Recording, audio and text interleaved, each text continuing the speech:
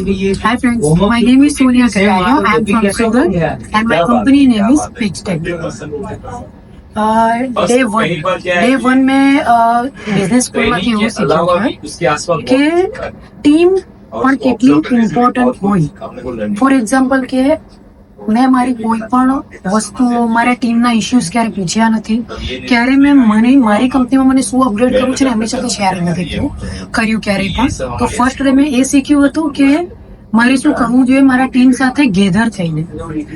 Second day મેં એ શીખ્યું હતું કે વિઝન, મિશન અને વિવિધ ડિસ્ક્રિપ્શન શું કામ ઇમ્પોર્ટન્ટ હોય કોઈ બિઝનેસના ફાઉન્ડેશન માટે, અને એ વસ્તુ વાઇઝ તમે તમારા ડિપાર્ટમેન્ટના ગોલ્સ વગેરે કઈ રીતે સેટ કરી શકો અને ફૂલ તમે તમારી ટીમ મેમ્બર્સને એક ફાઉન્ડેશનમાં ક્રિએટ કરીને એના પર તમારી આખી કંપની ઊભી કરી શકો. મારું સેકન્ડ ડે નું લર્નિંગ હતું. થર્ડ ડે મેં એ શીખ્યું કે ટીમ બનાવી તો દીધી પણ ટીમના દરેક મેમ્બરનો પર્ટિક્યુલર ગોલ પૂરો કઈ રીતે કરવો, અથવા તો ફોર એક્ઝામ્પલ એમને કોઈ પ્રોબ્લેમ આવે છે તો એમને હેલ્પ કરીને એ ગોલ પૂરો કરવો. કારણ કે જો ડિપાર્ટમેન્ટના ઇન્ડિવિજ્યુઅલ ગોલ પૂરા થશે તો જ તમારા હોલ કંપનીના ગોલ પૂરા થશે, અને એનાથી જ ક્રિએટ થશે કે તમારી કંપનીનું એક્ઝેક્ટ ફાઉન્ડેશન કેટલું સ્ટ્રોંગ છે. અને તમારે રિક્રુટમેન્ટ કરતી વખતે તમારે ટીમ સ્ટ્રોંગ કરવા માટે રિક્રુટમેન્ટ કરતી વખતે તમારે કઈ કઈ વસ્તુનું ધ્યાન રાખવું, જેમ કે તમારે આ રિક્રુટમેન્ટ કઈ રીતે કરવી અને તૈયારી કઈ રીતે ક્રિએટ કરવું, જીઆર કઈ રીતે ક્રિએટ કરવું, એ વગેરે શીખી. અને ત્યાર પછી અમે થોડી એવી એક્ટિવિટીઝ કરી જેનાથી એનામાં જે પ્રોસેસ કરી એનાથી ટીમ બિલ્ડિંગમાં કેટલો ફર્ક આવે ને એનો ફર્ક શીખ્યો પ્રેક્ટિકલી.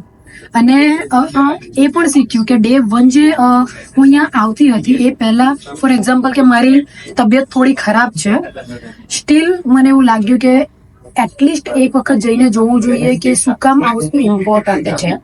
ઇવન જયારે હું ફર્સ્ટ ડે અહીંયા આવી હતી તો every time I got a message બપોરે ગમતી વખતે કે અર્જન્ટ છે, ઇમ્પોર્ટન્ટ છે, તમે આવી જાઓ, તમે કોલ એટેન્ડ કરો, થોડી વાર તો ઓનલાઈન રહો, તમારી અહીંયા જરૂર છે.